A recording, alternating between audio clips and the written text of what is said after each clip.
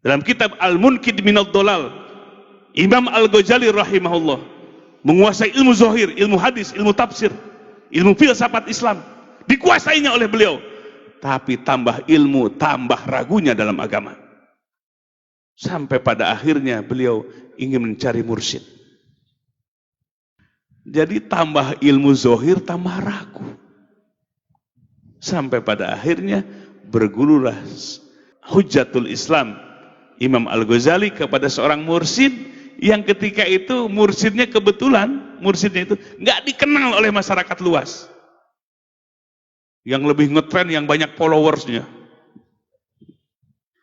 Kemursidannya tertutup, ilmu dalamnya tertutup, terhijab.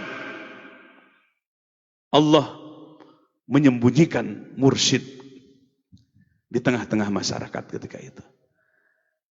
Nah, Imam Al-Ghazali punya adik namanya Ahmad Al-Ghazali. Ahmad Al-Ghazali dari kecil udah cenderung tasawuf, kemudian berguru kepada mursyid ketika itu. Maka Imam Al-Ghazali dibawa oleh adiknya untuk berguru kepada mursyidnya.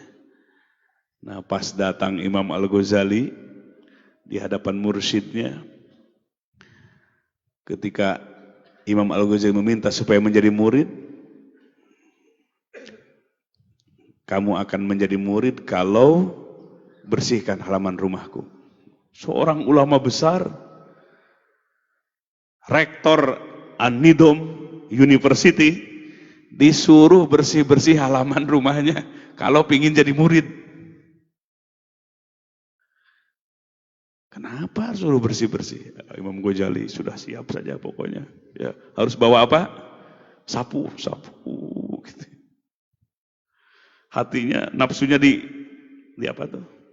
Keakuannya itu dengan ilmu dan terkenalnya itu ditahan-tahan. Pokoknya ingin belajar taslim, ingin belajar berguru. Sebab selama ini tambah ilmu zahir, tambah ragu kepada agama. Sudah selesai. Kata gurunya belum selesai. Itu belah sana ada kotoran. Itu kotorannya kotoran yang luar biasa. Bukan sebatas sampah, tapi kotoran.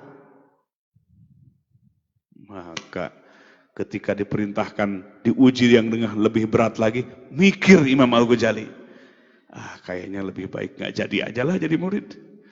Harus ngambil kotoran tanpa alat, harus dengan tangan sendiri disentuh. Tapi akhirnya Imam Al-Ghazali gak mau mundur.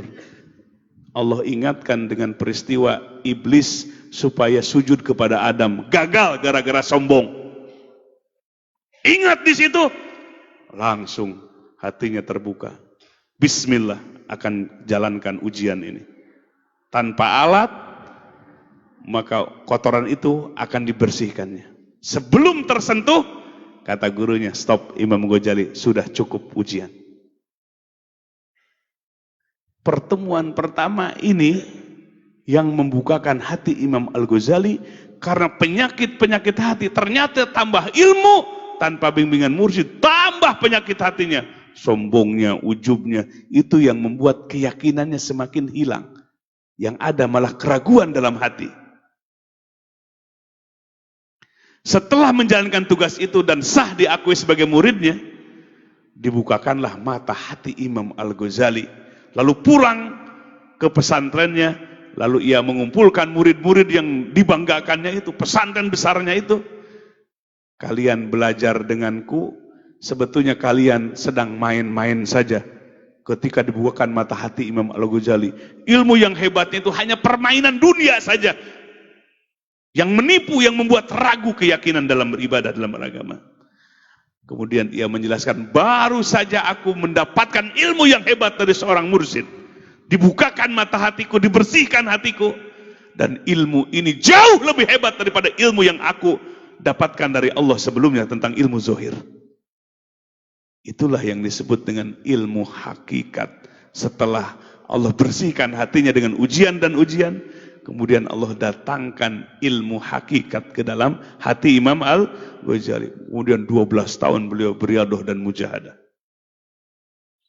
Itu dijelaskan pentingnya membersihkan hati supaya hati tersambung dengan Allah Subhanahu wa taala. Dalam kisah Imam Al-Ghazali.